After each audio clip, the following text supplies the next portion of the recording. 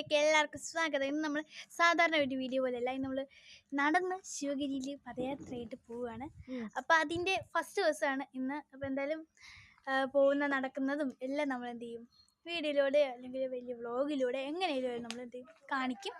അപ്പോൾ നമ്മുടെ വീഡിയോ ഇഷ്ടപ്പെട്ടെങ്കിൽ എന്ത് ചെയ്യണം, ലൈക്ക് ചെയ്യണം, ഷെയർ ചെയ്യണം, സബ്സ്ക്രൈബ് ചെയ്യണം. നമ്മൾ ആരൊക്കെയാണ് പോകണേന്നൊക്കെ നമ്മൾ ഇതിനകത്ത് ഇപ്പോൾ കാണിച്ചു തരാം, ലാസ്റ്റ് കാണിച്ചു തരാം അല്ലേ, ഇപ്പോൾ കാണിച്ചു തരാം.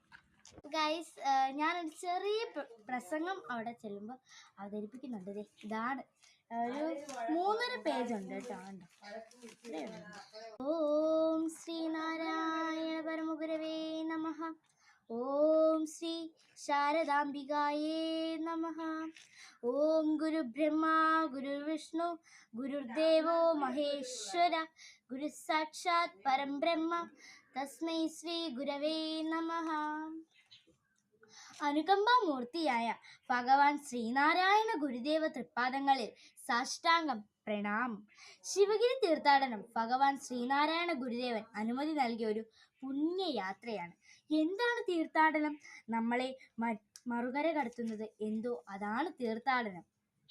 1928 ഭഗവാൻ ശ്രീനാരായണ ഗുരുദേവൻ കോട്ടയം നാഗമ്പടത്തെ ക്ഷേത്രത്തിന്റെ തേന്മാവിൻ ചുവട്ടിൽ വിശ്രമിക്കുമ്പോൾ അദ്ദേഹത്തിന്റെ ഉറ്റ ശിഷ്യന്മാരായ വല്ലഭശ്ശേരി ഗോവിന്ദൻ വൈദ്യരും TK കിട്ടൻ റൈറ്ററും മടിച്ചു നിന്നുകൊണ്ട് സ്വാമിയോട് ഒരു കാര്യം ഉണർത്തിക്കാനുണ്ട് എന്നറിയിച്ചു.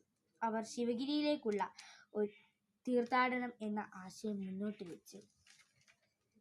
തീർത്ഥാടനത്തിന്റെ ഉദ്ദേശത്തെക്കുറിച്ച് സ്വാമിജി അവരോട് അന്വേഷിച്ചെങ്കിലും അവർക്ക് ഉത്തരം നൽകാൻ കഴിഞ്ഞില്ല.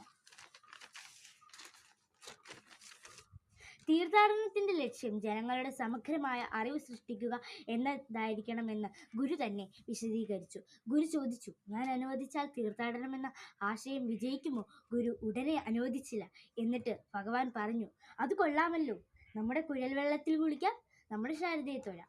ശിവഗിരി തീർത്ഥാടകർക്ക് എന്താകണം സ്വാമി? വസ്ത്രം. ശബരിമലയിൽ പോകുന്നവർ കറുപ്പ് ധരിക്കുന്നു. അപ്പോൾ ഗുരു പറഞ്ഞു, പീതമായിക്കൊള്ളട്ടെ, ശ്രീബുദ്ധന്റെയും ശ്രീകൃഷ്ണന്റെയും ഉണ്ട്.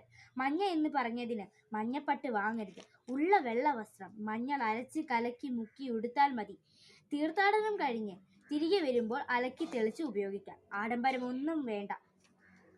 ശ്രീബുദ്ധന്റെ പഞ്ചശുദ്ധികളായ ശരീരം, വാക്ക്, മനസ്സ്, ഭക്ഷണം, കർമ്മം എന്നിവയെ അടിസ്ഥാനമാക്കി 10 ദിവസത്തെ ഹ്രസ്വമായ തപസ്സിന് ശേഷം ഭക്തരുടെ പ്രതീകമായി മഞ്ഞവസ്ത്രം ധരിച്ച് ശിവഗിരിയിൽ എത്തണമെന്ന് ഗുരു നിർദ്ദേശിച്ചു.